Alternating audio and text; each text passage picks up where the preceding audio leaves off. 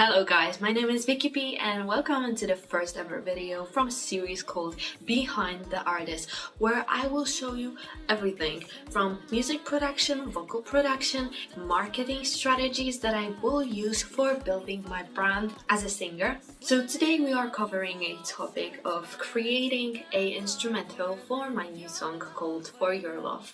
I will show you everything, what instruments that I use to create something amazing and beautiful. The song is not out yet, but it will be probably very soon, so stay tuned. That's how the project is looking like. As you can see, I'm working in FL Studios, and most of my instruments I have from Flex, which I always use for these kind of instruments. As I can see over here, I also use some BBC orchestra, but just for one instrument. And other things like drums or effects I always take over here from FL Cloud, which you have to probably sign up for to have a free version. I always start writing my songs from piano. That's how it looks like. And now we can hear it.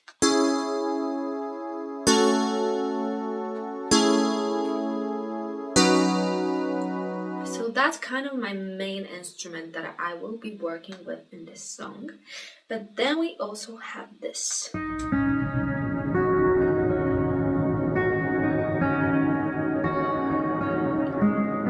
Yes, so this instrument is truly all over the song. There are some two breaks that I don't have it playing. And this is kind of my main melody that most people will probably remember. I usually like to build my songs on different sorts of melodies so that they're interesting and that something is always happening. But it is really important that the melodies actually complement each other, not fight for the space. One of also main instruments that I have over here is the piano pad, which is playing mostly the same thing as piano that I was showing you earlier. And that's how it sounds.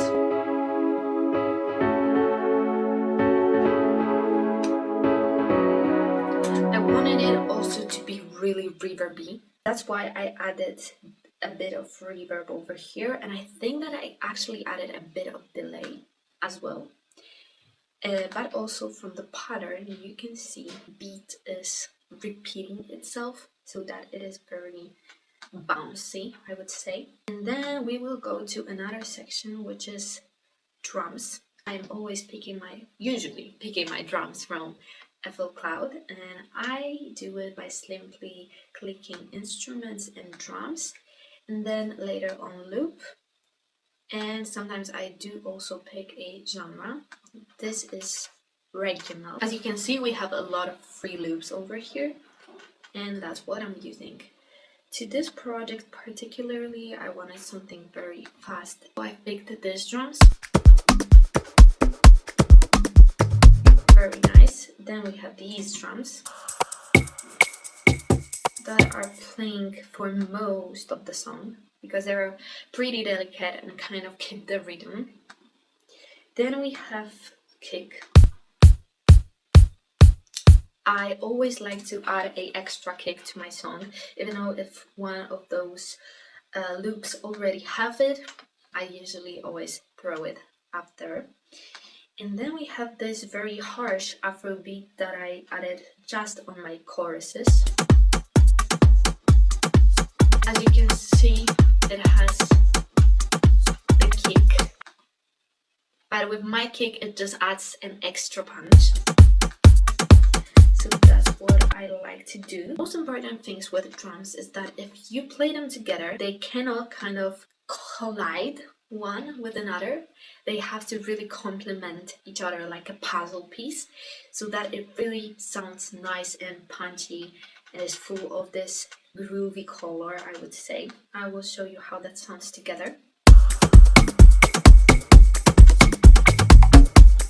But if I turn off any sound, you hear that something is lacking.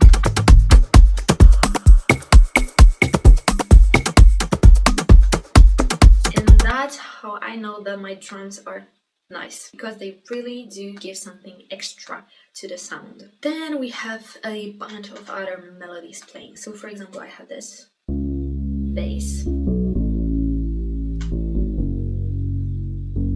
and then I have this keep going instrument that is playing mostly the same melody, which is very catchy for the ear.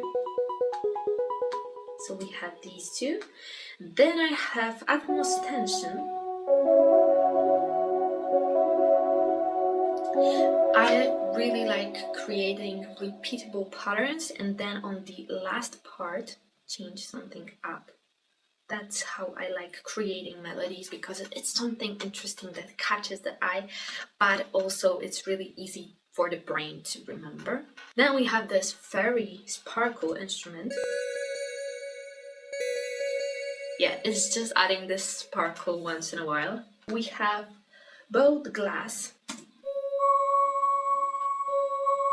And sometimes I'm adding some really strange instruments like this because they are just filling some spaces. For example, the glass is kind of filling the high range spectrum that I need because the drums and bass is playing in a low frequencies. Then we have the voice that is always in the center, and it's kind of fighting with another instruments that are usually in the center, for example, piano. But this is fixed in the mix and mastering. And then we have the high frequencies, which we always have to remember about. They are as important as everything else, and you have to fill them with something. I usually add some kind of high instruments like this bowed glass to kind of fill the gap. I always add an electric guitar to my song, and I usually do some low pass cut off so that it doesn't sound as harsh. I don't know if you remember, but we already have two melodies playing the same thing.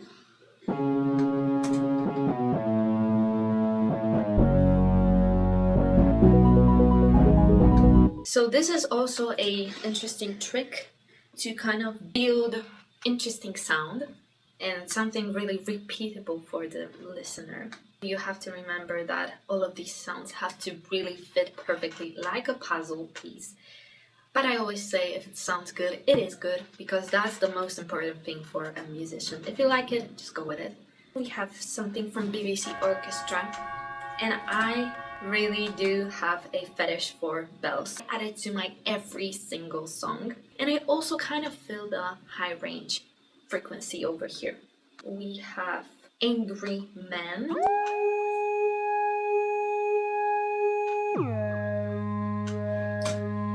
I usually do not add things like this. I hate weird, strange sounding instruments, but in this case, it really do fit. I'm going to show you everything together now so that you can see that this sound is actually really necessary.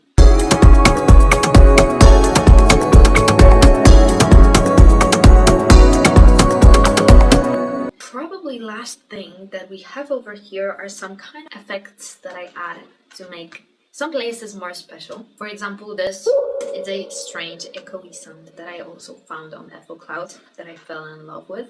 I like to also add white noises to my songs. Usually I pick rain. I just feel like it gives this natural feeling of listening to music.